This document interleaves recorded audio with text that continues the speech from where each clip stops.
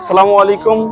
সকলেই কেমন আছেন? আশা করি সকলেই ভালো আছেন। আজকে আমি আসছি গাজীপুর সিটি কাশেমপুর থানায় তুরাগ নদীর পাড়ে। এখানে আসার একটাই উদ্দেশ্য হলো যে ঈদের পরবর্তী যে একটা ছুটি আমরা সকলেই কাটানোর জন্য গ্রামে গিয়েছিলাম, সে ছুটিটা শেষ না হতেই আমার কর্মস্থলে ফেরা হয়েছিল।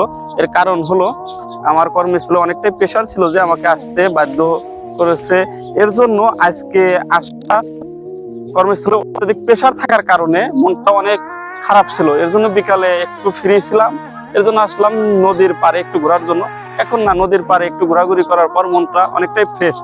এর জন্য ভাবলাম যে আপনাদের মাঝেও শেয়ার করি এই বিষয়টা নিয়ে। এখানে যাদের আমারই মতো যে যারা ঈদের পরের দিন অথবা দু একদিন থেকে আবার কর্মস্থলে ফিরেছেন, এর জন্য কর্মস্থলে প্রেশার থাকার কারণে আপনাদের মনটা খারাপ হতেই পারে, কেননা আত্মীয় স্বজন রেখে ঈদের ছুটি শেষ না হওয়ার আগেই আপনার কর্মস্থলে ফেরা হয়েছে। এর জন্য যাদের মন খারাপ তারা বিশেষ করে নদী এলাকায় ঘুরতে আসবেন, মনটা ফ্রেশ থাকবে। এই ছিল আজকের বার্তা। সকলেই ভালো থাকুন, সুস্থ থাকুন।